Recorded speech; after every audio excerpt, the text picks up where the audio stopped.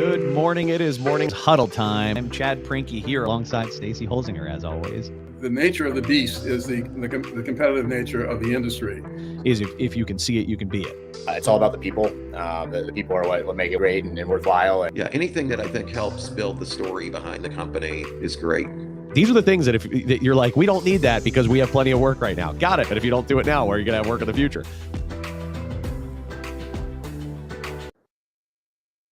The Morning Huddle Construction Show is fortunate to have 5 sponsors for Season 7, helping us to spread the word and create positive change in the construction industry. And we want to give a shout out to each of them and thank them now. First is Katz Abosch. This is a middle market accounting firm with a deep specialization in construction, tax, audit, accounting, fantastic group of people. Next is Lawrence Law.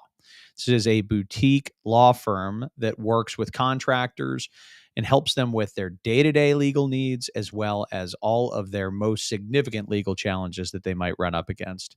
Lawrence Law. Then we have Sandy Spring Bank, which is a regional bank in Maryland with a group of people who really understand what the needs of construction businesses are and who partner with you to achieve your financial aims. So Sandy Spring Bank. And then we have Marsh McLennan Agency, bonding and insurance professionals who really just have unparalleled insight into the construction industry.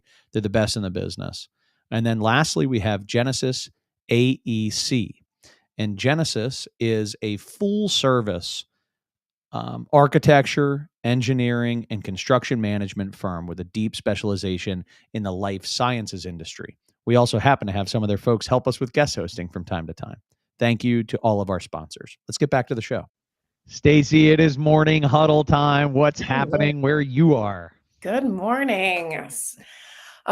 Doing a lot of my entrepreneurship schooling through December. So we just went through like the leadership quiz, like Myers-Briggs, that kind of thing. It was a little bit different. Sure. So, but I was curious, do you know where you rate on the leadership style? On Myers-Briggs, I don't. I know I'm an E something. I'm an extrovert something. On the DISC style, I'm a DI. Gotcha. In terms of personality styles. What are you? I can't remember the letters either, but this test that we just took, I'm an amiable, so more on the like empathetic, like quiet, totally compassionate side. Yeah. So it was a different style test, but it was very interesting. We had a lot of expressions, is what they call it in our class. So leadership style is such an interesting thing, how you can be successful, and you really can be successful with different leadership styles. Mm-hmm. You can drive the same level of success, you just get there very different ways, right? Like I'm definitely more of an inspirer, a motivator, inspirer. Like I get people all fired up, and I like to, right? Yeah, I like to get people having fun, and you got good energy. Well, I have energy. I don't know. It's good or not. It is energy. It's not always appropriate for the situation, I'm afraid. But it does exist. Yeah. And you've been doing your leadership trainings with ABC. So really facilitation. Yeah.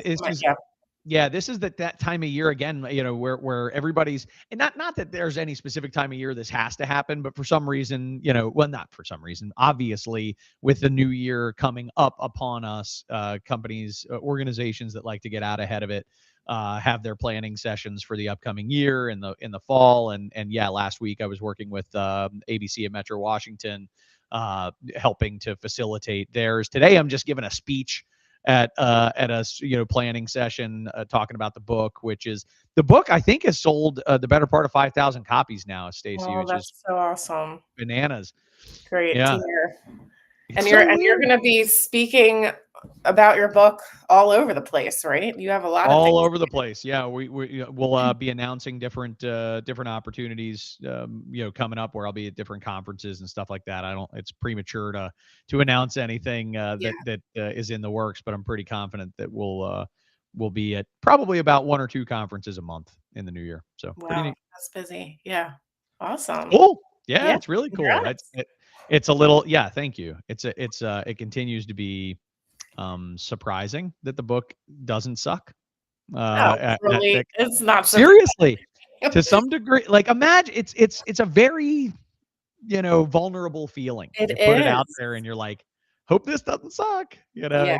It's a and every time I write something or every time like doing the podcast, I hope it doesn't suck. Like everything we do, I want to make sure it's not Everyone, bad. I think everyone feels a little bit of that. You just got to go with it and do it. If you don't, yeah, and you know what, I got to tell you, there are definitely critics. There are definitely people who say negative things, and I find, aside from the people who are just, whatever, clearly, grumpy or just being snarky, which is fine. That's cool. I wish them well. Part of it. But I love negative feedback, and that's something that I never used to like. I used to always like be scared of negative feedback, and now I really enjoy it. I find it very productive to have somebody say like, this wasn't as good as it could have been, and I'm like taking notes. Thank you. That's really useful. Even if I ultimately disagree with it, I still find the comment useful. Yeah, as long as they're giving you good feedback, but just saying like it sucks. It's like that's not Right. really helpful. How can I work with it sucks? What do I do with that? I know. Let's there's bring on not much I our can let's do. bring on our guests for today. So today, Stacey, we've got our good friends, longtime pals in Ben and Neil from Frisco Woodline. Frisco Woodline is a lumber supply and value-added kind of reseller, which we'll have them get into some detail on exactly what they're doing to differentiate. But thank you, Ben and Neil, for joining the Morning Huddle today. Awesome. Thank you for having us. We're excited to be here. Always love the conversations we have. So excited to share whatever we can, help the audience, and just talk about our new business. Yeah, absolutely. Well, I think in the context that you guys are coming on, aside from just our pals that we know really well and like to have conversations with, the context is, in my mind, businesses have to be innovating. Mm-hmm. You can find yourself feeling, and I talk about this in the book actually, and that there's one story in particular I can remember. I was having breakfast with a friend of mine who's the owner of a really successful contracting company. It was back in like 2014 or 13, something like that. And he was talking about how great things were in his business. I was like, man, that's so great. I'm so glad to hear it. And how successful he'd been. And I said, what's next? And he was like, nothing. I want to stay exactly the same. And I was like, dude, you're toast. That's not how it works. That's not how it works. Yeah. And I'll spare the story. Read the book if you want the story. But if you don't change on your own, the world will change you. And you'll be forced to change. And one of the things that I think you guys have done that's exciting and worth talking about, worth making a conversation public about, is you've really innovated your business. So it's in this context of deciding to innovate your business. How did you actually pull it off? And what were some of the lessons learned and the problems and all that kind of stuff along the journey that you're really joining us today? So with that as the backdrop, maybe give a little bit of a background. So the company used to be called GE Frisco, which I have to remind myself. Yeah, I have to remind myself that too. Me too. You rebranded to Frisco Woodline, but talk about the legacy business. Talk about essentially what GE Frisco has been in the business of, and for how long, and all that type of stuff. Sure, absolutely. So GE Frisco was founded by George Edward Frisco in 1955.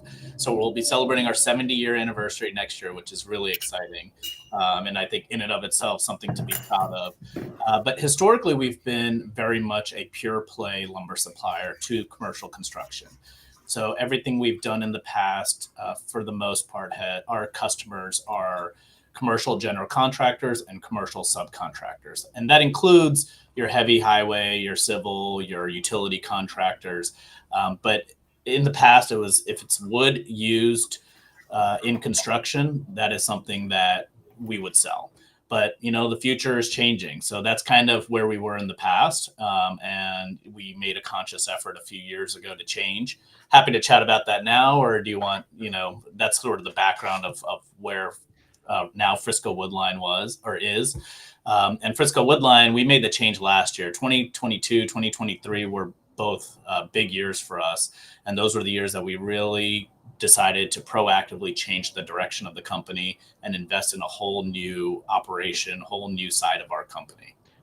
There's a bunch of good stuff in there. One of the things that I definitely want to key on at some point in the conversation is the timing for making change. And one of the things that I see as a best practice for what I call well-built companies, which is just companies that meet a certain standard of excellence. One of the things that I see as a common thread is they capitalize on good years, not just to pay themselves more, but just to reinvest in the business and do smart things. And it sounds like that was a 22 and 23 decision that led to some pretty exciting stuff. I want to get into that. Talk about, well, you know what? I'll pause there for a moment. One of the cool things that I think I heard you say is that just in general, when I think about lumber supply, and I remember when I first met you, when I think about lumber supply, the first thing that triggers in my mind is like, oh, okay, got it. So you're selling wood to framers. And you were like, actually, not really. And yes, to some degree, but actually not really. And that by itself struck me as innovative, right? It was like, well, who else buys wood? And you started rattling off this list. I was like, wow, yeah, it's a totally different thing that's maybe not as focused on, bulk, hitting people with a million studs at one time, but on more custom, more unique, more service oriented kind of delivery model. Is that really the foundation of the business? Yeah. So interestingly, as a company, we've always shied away from the wood framing business. Sure, is it big dollars? Yes. But is it low margin? Absolutely. And, one of the biggest challenges and the reason that we decided to stay away from it is people don't realize that one, lumber is a commodity, right? So, and we'll talk about this probably, I think, a little bit more as to some of the justification in our change, but it's a product where we don't control the pricing. Right. It trades like the way you hear oil trading or, gas and all that. It trades the same way. Obviously, it's just not as much in the forefront. I'm sure everyone heard about it. The audience definitely heard about it during COVID, right? But beyond that, I think a lot of people probably don't recognize that it's a commodity. So the reality is let's say that you do chase these big lumber packages. You are effectively locking in pricing in some cases for 12 to 18 months, which from the time that if we were to bid the job to the time that we would get awarded it, the pricing could move 5 to 10%. And it's a fairly low margin bid that you'd have to do to win it. So we tend to shy away from that. But as you and I talked about early on, wood is used in so many different trades. People don't think about it. For example, in concrete, wood is used a lot in concrete.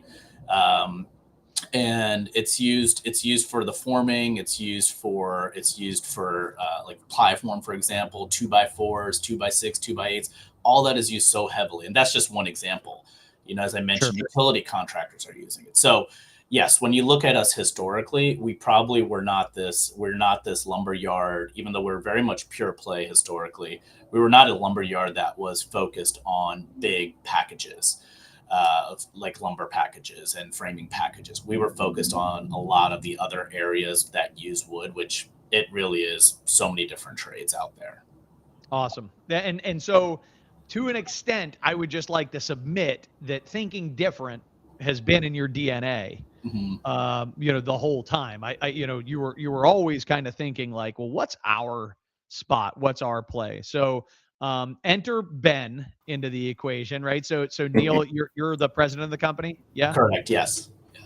Ben, what's your role at Frisco Woodline? And then maybe I don't know who the right person to talk about this is, but introduce sort of what role you've played in the new business. What is the new business?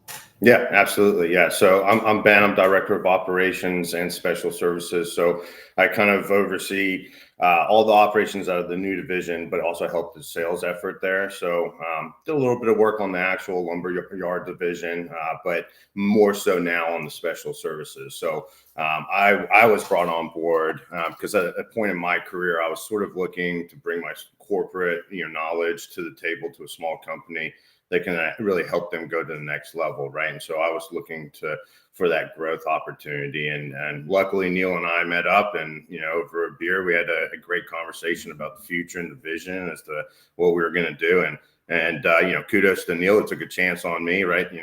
Taking this company, and basically said, look, I've got 35 acres out here and I got no idea what we're going to do with it, right? We have to do something with it. We're either going to sell it, we're either going to turn it into a nursery, or we're going to do this new venture, right? Right. So I was kind of brought on board to help analyze all of that. So, it's kind of a three-step approach, really. The first part was the big analysis piece of it.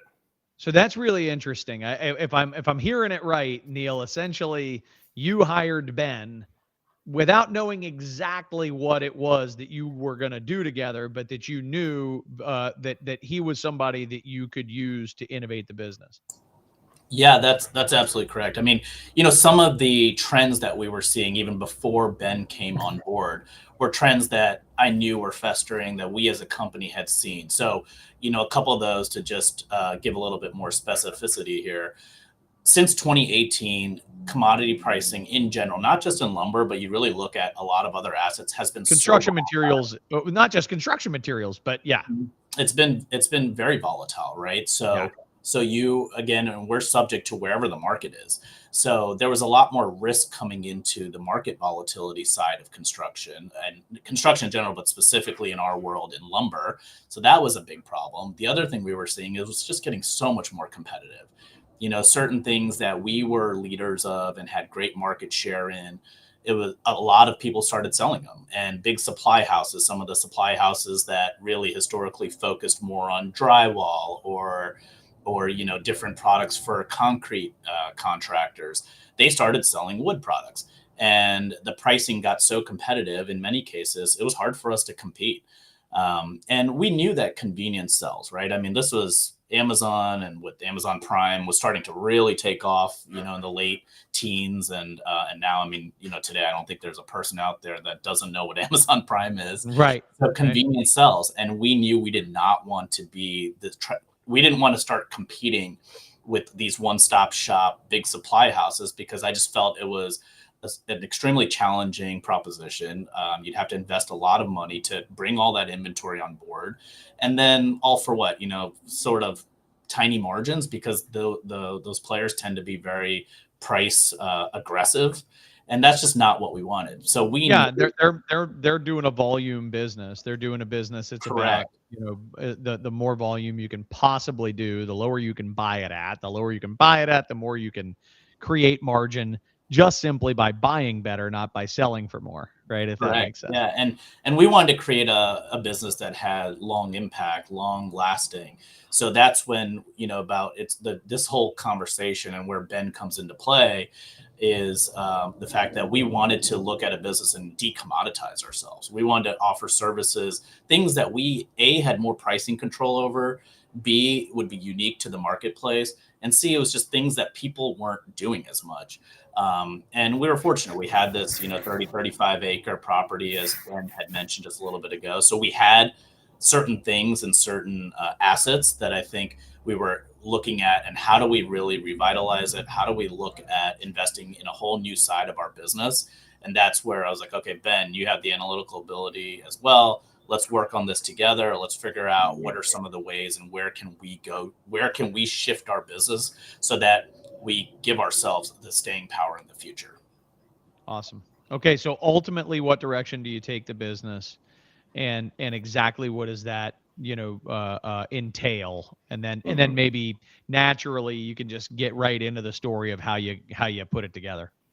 Yeah, sure. So we did a couple things. I mean, one, we looked at, okay, where were we seeing organic growth within the company? One of the areas that we were seeing organic growth was trim and molding. So we started chasing a lot more of the trim and molding packages for multifamily, for a little bit on the residential side, but primarily it was the commercial side, and it was multifamily. So we knew that there were things coming up there. We felt, especially in that world, we were being underserved by some of our vendors. So one of the challenges that we saw was, if an architect or designer put in a unique profile or a custom profile, if it wasn't a huge run, we didn't have very many places to go, and it was getting more and more challenging for us to price those out. So we saw an opportunity there. The other area was, we would always get a lot of unique requests, hey, can you stain this plywood? Can you prime this and this and that. And we could never do that. We always had to outsource it. And so we saw that, hey, if we're going to get into trim and molding, well, guess what? The next step is going to be priming it. And priming side of it became a huge opportunity for us. And that's especially, I'll let Ben talk to this. His background is actually in coatings. So we already had this great knowledge coming from Ben, as well as, the rest of the team we hired. And it became a unique proposition that we saw, because now no longer, like, the closest people that we were outsourcing to were hundreds of miles away. So there really wasn't anyone big in our market doing this. And that we saw as a great opportunity to add value, create this value add proposition to what we are selling. But not only that, it allowed us to diversify, and it allowed us to chase away from not just being in commercial construction, but open the doors to residential construction. Because that was a big thing that we saw is, hey, if we can diversify, that's better for our business as well. So I'll let Ben talk to this a bit more, but that was really where we spent a lot of our time and analysis, figuring out what it is we should buy, what kind of equipment we should invest in, all of it. I can turn it over to Ben. It was a lot of fun because, like Neil just mentioned, I have coatings background, but that's in the architectural coatings, business. So on this side, the industrial wood coatings, there's a lot of crossover, but it does get pretty in depth, right? But I had zero knowledge on lumber and zero knowledge on molding machines. And Neil's like, here's what a molder does. So I literally had to figure out, like, okay, well, what is, molding, and how is it created, and how does this whole machine work? And it's very, very complicated. So, it's been a lot of time figuring that out. And then, once we kind of got to that stage, we're looking at different machines, and we decided to make sort of a leap of faith and buy gold standard, right? We want to be known as the highest quality prefinisher and molding company around. And so to do that, you have to have very, very good machines, right? And we had very good vendors, obviously sales reps trying to sell you stuff, but by asking a ton of different questions, we were able to feel comfortable with the machines that we were going to look at and purchase. Did a lot of the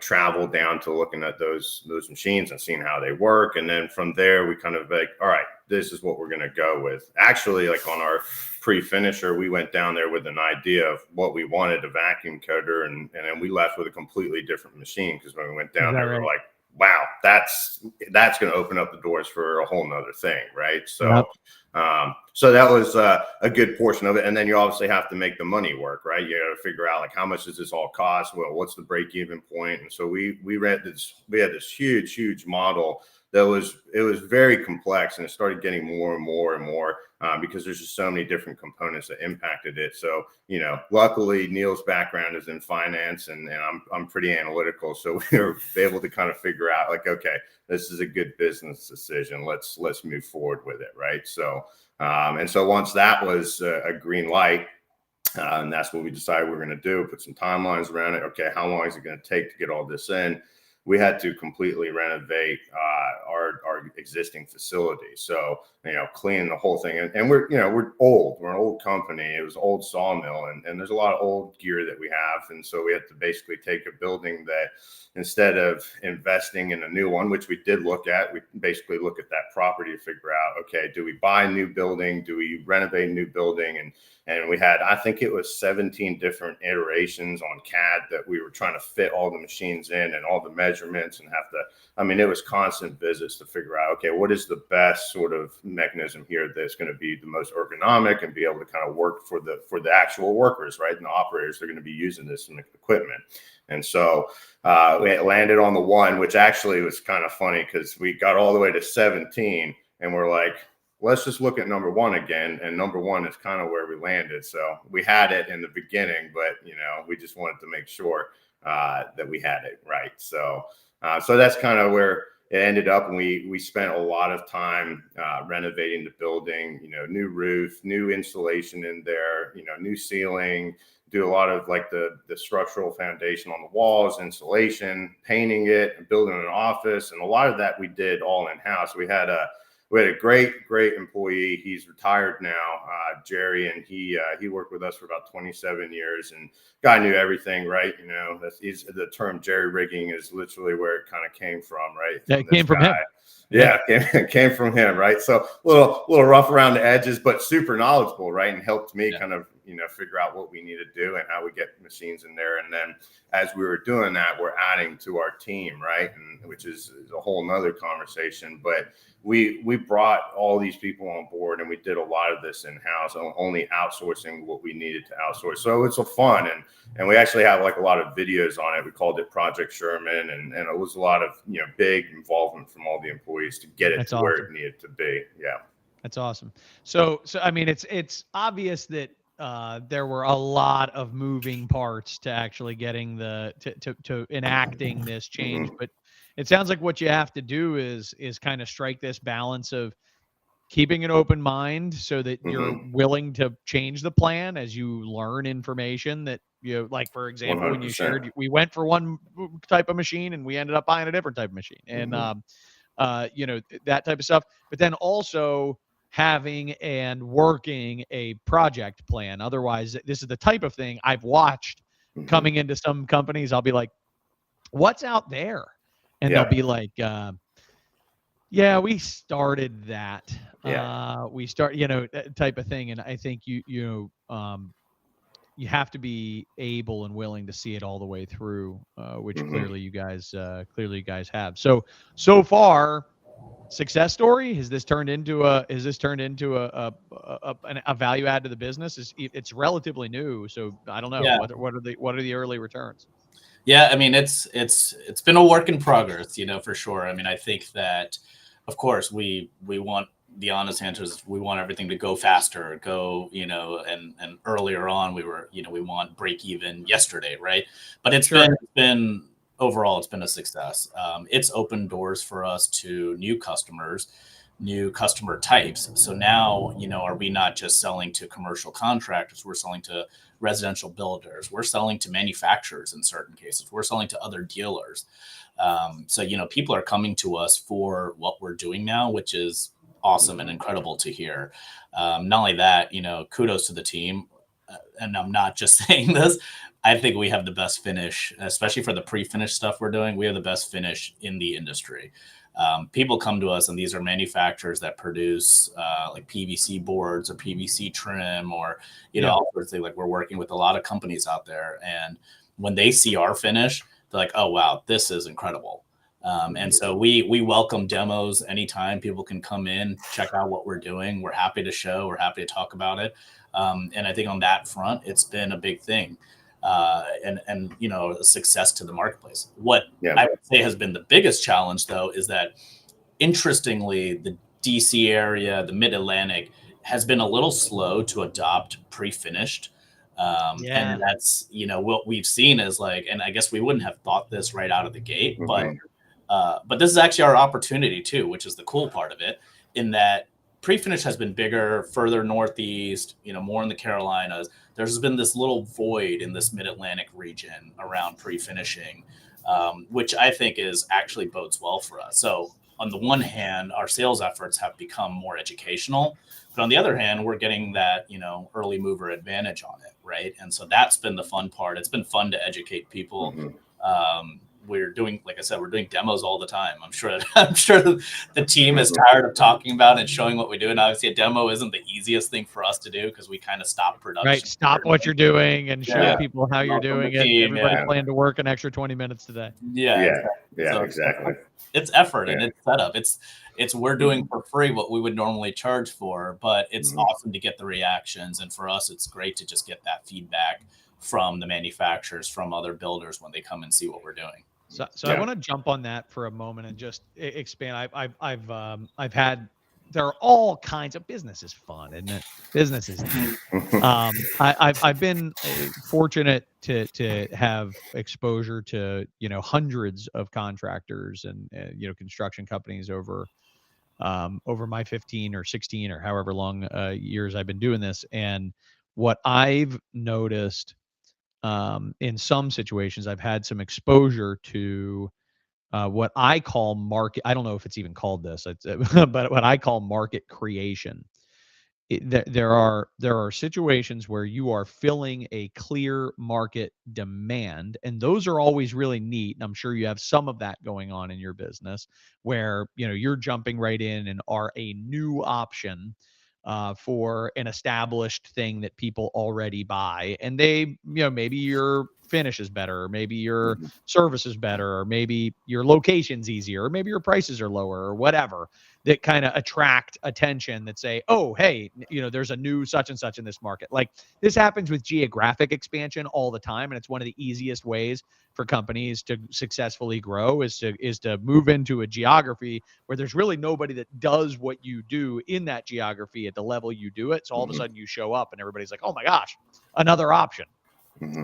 That's not what you've done in the geographic expansion piece. What you're doing to an extent, Neil, what you're describing is with all these demos and stuff, right? Is to an extent, you're trying to get people to do a thing that they're not used to doing, buying the pre-finished material, right? And when you're in the market creation mode, it is a ton of education. You don't have to do a lot of education when people already know what it is you sell. They buy it all the time. It's easy. When you're creating a market, you've got to educate that market on why the hell they need it in the first place, right? And so the demos is as complex, as annoying as they might be, not annoying, but as disruptive as they may be to operations on a day-to-day basis. It's a necessary step to get the market bought in to the idea and learning about, like, well, wait a minute, this is really good. You think about, frankly, prefab in general in our area, all forms of prefab, we're still in early ages of adoption of all kinds of prefabricated, materials and, the whole assembly line, style production, which in different markets across the country, if you're in Pittsburgh and you're watching this, or if you're in San Francisco and you're watching this, you're like, we've been doing that for a while. Well, out here, we still don't, damn it. And you're doing the legwork of creating a new way of buying, right? To a certain extent. So, we've talked about the undertaking. We've talked about how much effort it is. We've talked about, the turnaround. But it's also been, a relatively positive discussion. It's not all sunshine and lollipops. What are some of the biggest challenges that you guys have had through this process? Sure. And we had hinted at, like, I think everything is moving in the absolute right direction. Was it an overnight success? No, because as you pointed out, you sometimes hear, oh, build it and they will come. I'm like, well, where is everybody? Where are they? Because you got to educate, right? And so you have to educate people to get them to come there and understand, like, oh, actually, this is an interesting, new way that we can do it. So, that has been a challenge, of course, just getting to the marketplace. Hey, here's a new way of doing something, and here's why you should do it. So getting that message out takes some time. The other thing that has been a little bit of a challenge is, where do we really fall in the supply chain? Right. So a lot of times pre-finishers kind of are closer to distribution. And other times, it's not so much, I guess, where we play. Historically, we're very much like a dealer. And so getting that right and navigating that piece of it, between working with manufacturers, working with distributors, working with other dealers, and then the builders, has been something that has been a work in progress. And I think we are now, in the last couple months, we've gotten to a point where we've perfected that little model. But it's taken some time, because the manufacturers loved us, but they're like, oh, wait, how should we get this product out there in your market? And so we've had to, like, work through that. And that's where some of the things, because it's so new, especially in this marketplace, has had some challenges. But that, I think, from a sales standpoint, has been one of the bigger challenges. And then team wise, I think if you have to talk about it internally, you have to share that vision. It's kind of the basic best practices of business.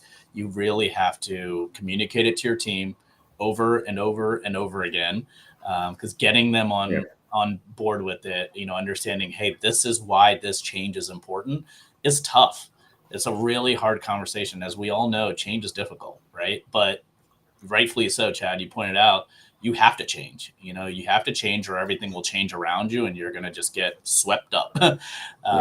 and not And I think that's like a testament to our team too, right? Like our team that we hired, and our legacy team as well, right? You got to be able to change, but I think the biggest thing is being flexible and adaptable. And then, and assumptions that we made in the beginning, you talk about big challenges, like assumptions that we made on like what we thought would work there. I mean, you look back now, it's completely different the way we're going to market, and we've had to learn all of that. And it's, that's the hardest part of going on this new venture, is the experience factor. And the guys that we have over here have never run a molder before. They've never known how to do a trim molding. Neil and myself have never done that, right? We had an idea, we know we buy and sell it before, but now creating it, having to learn all that stuff from scratch, that takes a certain type of employee to be willing to stick it out, right? Because some people, they want to go show up 9 to 5, just work a job and then leave, right? I know what I've got. I know what I'm expecting. Literally every single day and every single job that we do is something new that we've never done before. Yep. But our team is like fantastic, right? Because once we get it and once we know it, boom, you log it in, right? And we've created this culture of learning. So every job that we do and finish, what went well, what didn't go well, let's talk about that. And what are the lessons that we can do to get better, right? How can we continuously get this thing going into a better and a larger thing, right? And very process oriented. You just mentioned something, Ben, that I think is, and I it's so funny. It's we're not going to have an argument, I promise. But there's something that you just said that I really want to call out. Mm-hmm. So if you notice, guys, Ben was like, it's really got to give credit to our people. We've got a special type of person. It takes a special type of person to be adaptable, to be that type of person, like all that type of stuff. You heard Ben heaping a whole bunch of praise on the people. I'm sure all that's true, but I'm telling you, it's the culture. The culture is a culture where you heap praise on your people. And those are like those things. My point is this: people are adaptable if they feel appreciated. Right. People are adaptable if you recognize that change is hard, and you don't just say like, "Damn it, I said do it this way." Right? Mm-hmm. People are adaptable if you are understanding and making it into a learning environment, and turning it into something that's fun and a project together.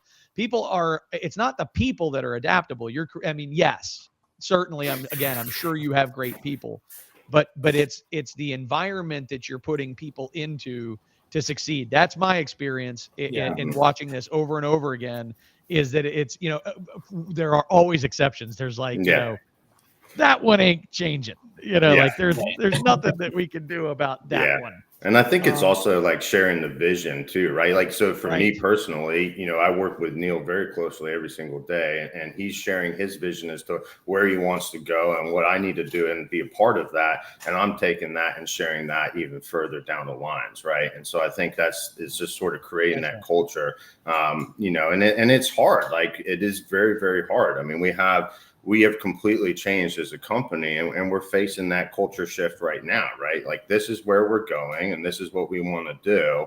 Let's all get together and row it together, right? We got to point our sails in the right direction. So, and Neil, you probably touch a little bit more on that. Yeah, I could add to that too. I think it's important in this situation. It's also about, you hear it in leadership all the time, being vulnerable, right?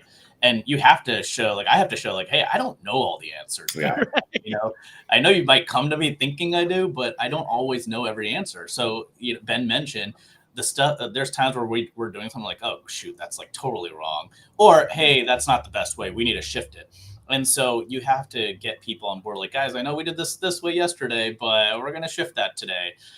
So if you don't get their buy-in and you don't help them to understand, like, look, I screwed up, or we didn't do it right. We're learning too as we go. And that's super important for everyone to understand. And that's why we're creating this learning culture. I mean, we call it the debrief culture here, kind of going back to what they do in the military, right? They debrief on every mission. That's sort of the idea, because we want to keep it perfected. I mean, the way that we do different projects is we do start from a base recipe in every single case. And then depending on what things are different, whether that's the moisture or the humidity or the temperature, we have to change how we change things and how we do things. But there's a funny story when when early on, when we got the molder, we had contacted the manufacturer for some technical support, and it was our team calling. They're like, who's the operator here? As if our team was like, and we're like, that's us. Yeah. And they're like, oh, okay, interesting. Yeah. But, Yeah. Again, kudos to the team. We figured it out. And the four of us, there were a group of four of us that went down for the initial training. And everyone was like, how are you guys going to get this? Do you have no one on your team that did this? We're like, I'm confident we can do it. And like we're sitting there next to a guy who's got like 50 years in the industry, and he's looking at the board and he's like, oh yeah, that's 23 thou off. And I'm like, yeah, can't tell that. Right. So, but we bought a lot of stuff to help us kind of overcome that challenge. Right. Is we bought like, this is called an OCMS. It's like a $30,000 machine that helps you be within 0.02 of an inch accurate. And without that, I mean, arguably we would need a veteran of 40 plus years to be able to get the accuracy that we're getting. So, so there are tools out there that can help you, overcome those challenges. But I think, there's a couple of sayings that kind of, hit home really when you're trying to do something like this is assumptions kill, right? You want everything to go here. And that's what we're assuming. We're looking at all the data, right? And data, to a certain extent doesn't lie, but you also have an assumption base there. But in reality, you got to be okay with this happening, right? So this is where we want to go. But if it doesn't hit, you got to be okay with that, right? And so you got to have some oomph behind you and be willing to take on quite a bit of risk, right? And but it's about, I think that's the thing that helps you bring those A players on board, that like, hey, I want to be a part of this, right? And you're pulling that culture in play every single day, and you're sharing the vision of where you want. And they're like, hey, these guys are in it and they want to be, there. I want to be there with them, right? So I think that's sort of the method that we have every day that we're going to bat with. Nice. Well, I'm gonna, Stacy, do you have any questions to channel to these guys before we start parting ways? You're on mute. Hold on. Oh, there you are. Gotcha. Here I am. No more questions, but I do like the term that you said, Ben. Legacy team. Like I like that. And for your company culture. And I'm assuming that refers to the OGs on your team that are contributing to this. Yeah. And it's super hard, right? Like they're the foundation that has allowed us this opportunity to go where we want to go, right? And the new chapter of the business, right? And so you cannot leave them behind, right? But we have to change and adapt, and it goes both ways, right? You bring on a team that is part of this new vision, they want to go forward, but then you also have your foundational legacy team that is like, I don't know, this is the way we've been doing it the whole time. And so you've got these two competing cultures going together, and I think for Neil and myself, we face that every single day, and we just have to reiterate it every single day, and just give recognition where it's due, right? You're asking a lot of people to change, and you're asking a lot of people to slow down too, right? So you got to find balance there, which is difficult for sure. But we have a great team, and I think it's about everybody realizing that what they do every single day is a cog in this bigger machine, right? And if you don't do your part of it, the whole thing falls apart, right? And it's getting people motivated to do that. Yeah. So much of this is selling it internally, and it's so much of successful change management is selling it internally, making sure that you're fearless about having the right people in the right spots to move the thing forward internally, and then ultimately require a certain level of adaptability. Have you had to let anybody go through the process? Is there anybody that you've had to say like, this is somebody who's dragging their feet, man, and we got to change, and they're not coming with? Yeah, I mean, that's definitely one of the challenges, right? At some point there is a crossroads where it just really will be hard for someone to really make that leap and understand, and then that's the reality of it. And so, I mean, you do, and you have to ask yourself that of everyone on the team, and what we're doing does put different pressures. Like, so if we did something one way before, it's going to have to be done a new way. Yeah, it's on us as leaders to also recognize, hey, I can't expect you to do everything you used to do plus all the new stuff. So in certain cases, we have to reshuffle, job responsibilities or titles or things like that to ensure that we're optimized and continuing to be efficient, because ultimately we have to be efficient. Right. And that's kind of like, a big part of what we're really working on now that we're about a year and a half into this, is taking a look at everything. How do we make sure we are optimized to chase and really capitalize on this amazing new opportunity that we have and that we've built, and we've worked hard to put a lot of eggs into that basket, but I'm confident that it's absolutely the right basket. And we will shift our team and, make sure that, and when I say shift, that doesn't mean letting go automatically. That means optimizing their role, taking away some of their responsibilities, reshuffling that so that we can succeed in the future. And that's one of the things. I mean, everything selling our pre-finished is harder. That's the honest answer, meaning from a pure administrative, getting the order out, etc., and then, following up with it, then reselling a piece of 2x4, right? That goes without saying, I think. And that's one of the big things that we're doing right now as we speak, in terms of, helping the team to be optimized. Yeah. And we've implemented a whole new ERP system so that we can split the P&Ls out on this thing. And so there's a lot that we've thrown at the team for sure. Right. And new tech, and we like to be on the forefront of that. We're always looking for new tech to try and help us get to that next level. Like, we just implemented iPads out in the yard and those kind of things. So, we're always continuously being innovative.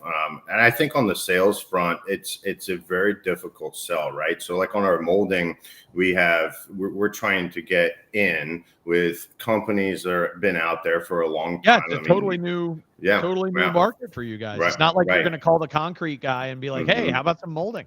Yeah, exactly. So you're fighting, your customer. You're basically trying to take them from their incumbent, and they're either mad at them, and you're like, okay, great, that's huge, right? All right, they're gonna walk right in the door. But most of the times, 95% of the time, they're perfectly happy with their incumbent, right? And so we've got to get in there and figure out. You got to educate them on how you're different and better, and there's that whole market creation deal that we talk about. So No, I'm with you. Man. And hey, guys, this has been a great conversation. We could do it all day. I'm confident of that, but we do need to bring it to a close. I want to thank Neil Agarwal and Ben Britten from Frisco Woodline for joining us again. Great conversation about business innovation. Business is fun. Thank you. Yes, it is. It is. It's a lot of fun. Any parting words from you guys before we let you go? No, well, thanks so much for having us. We really enjoy the conversation. I think we go all day, as you mentioned. We're happy if anyone wants to reach out to us, please feel free. You can email myself. Yeah. How would somebody contact you if they wanted the demo, if they wanted to check out the videos that you guys posted, any of that? Yeah. So they can email either of us, reach out to us on LinkedIn. I mean, we're both on there. Connect with us there, message us directly, or email us. I'm Neil at friscowoodline.com, and Ben is Ben at friscowoodline.com. So feel free to reach out. We always welcome the opportunity. In our minds, every connection is a great connection, and so we're more than willing to talk to anyone and everyone. Yeah. And I'll just add to that, really appreciate you guys having us on here. I mean, I think the one thing I would say is be very open and honest, and don't let the status quo be your norm. Always challenge that, right? And always look at it from different angles, because you might, what I personally learned in this whole venture here is that the way that we've done things in the past could be right, but there might be a better way of doing it, right? And so if you got to look at those angles all over the front, and just because we've done things in the past that for the long periods of time, by implementing something new and looking at it in a different lens, can really create that shift of growth that you're looking for. That's great advice. Yeah. All right. Thank you, guys. I'll see you soon. Beautiful. Thank you all. Bye. Thank you. Bye. All right. Great conversation. Yeah. I mean, I've got so many good takeaways, and I want to run a whole training session on it now, and all that type of stuff. That's just, but no, great conversation. And thank you as always, Stacy, for sourcing the coolest guests. It's great to have these discussions. Very easy, guys. Yeah, right. That's exactly right. You know it's going to be good. Yeah. You just set it up. Stacy, what do we have going on next week? Yeah. So next week we're doing preventing wage theft, a Yeah. capitalist alternative. Yes. Yes. A capitalist alternative. I love it. I think this is one of your contacts, right? This is one of my, so this one's my fault. But I'm sure.